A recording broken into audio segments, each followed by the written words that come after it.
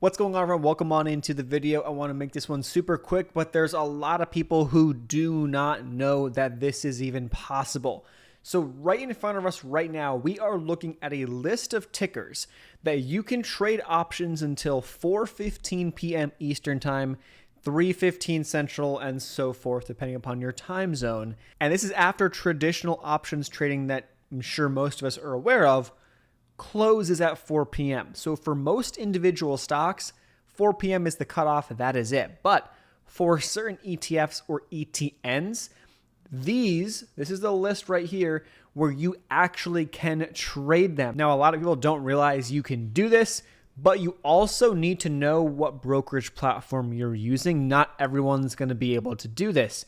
You also have to know a couple things too, that there potentially could be a lower liquidity, less potential to get filled. But I have seen from my experience when trading SPY, QQQ, and IWM, more so specifically even DIA, ETFs playing off the S&P, essentially the NASDAQ, Russell, and the Dow, what I'm able to do is I have no problems, right? The spreads are very tight. It's pretty easy to still trade them, and they do trade with some decent volume in the after hours, that 15-minute period after 4 p.m. It depends on your brokerage platform. So for example, Webull, you're good to go. You can do this.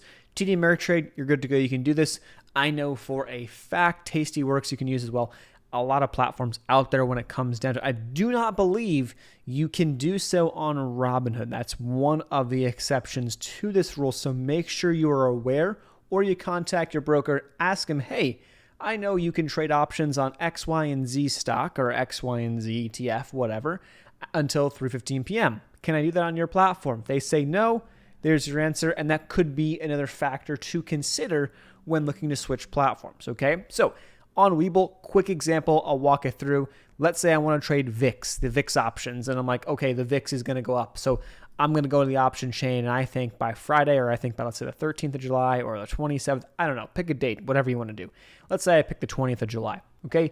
I think VIX is going up. I could trade these contracts right here, which actually have a little bit of a larger spread than maybe what I wanted to. So I go into this option contract. I will click on this guy. Open it up right here. If I click to the right-hand side of the current price points, it'll open it up over on my layout, my widget right here. Again, we've got videos if you guys want to learn more about the Webull platform, how it all works. Whole playlist, tons of videos going through pretty much any question you have on the platform. But essentially right there, boom, I can go and edit this order and enter the order. Now, again, I got to make sure that it is before 4:15 p.m. Eastern Time.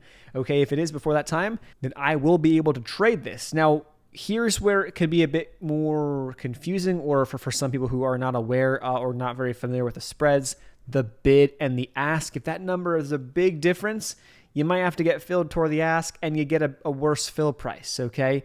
Where I found this to be an amazing little bonus is on SPY. Let's say I want to play SPY, QQQ, IWM, DIA. Massive earnings releases coming out. Amazon, Apple, Tesla. Someone who has a heavy weight in one of these indices, right? And what I'm going to look at is I want to play SPY calls or puts. Great. I go find the contracts I want. Let's say I want to go to July 15th for a couple of days out, whatever. I go and say, okay, look at these 390 calls. All of a sudden, Apple comes out. Killer earnings.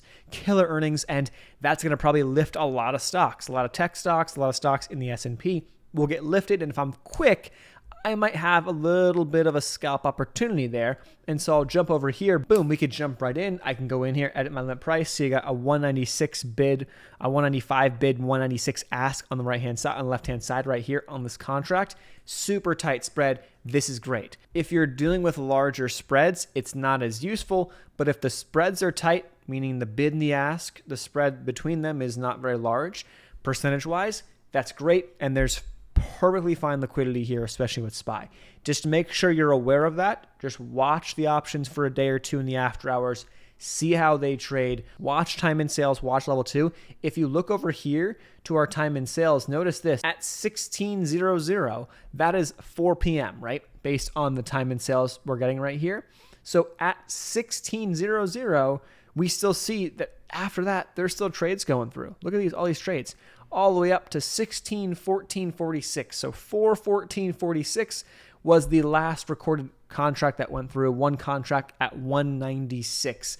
So that may be useful to you. Maybe it's not. Hopefully this video provided some more insight for those who don't know that you actually can trade options in the after hours. You've got about a 15-minute window, and then you do have a consolidated list of tickers, mostly ETFs and ETNs, that you can trade off of. Any questions, comments, leave them down below. Like always, links, resources down below. We'll leave a link to a webinar covering 3 trading signals to add to your arsenal. That's in the pinned comment and video description box. Links to Webull. Get a bunch of free stocks if you want to as well down below. But make sure you do check with your brokerage platform to confirm, if you can't find it online, that you can trade in the after hours on these specific tickers, or maybe they have a consolidated list that they allow you to trade. Thanks so much, guys, and we'll see you in the next one. Peace.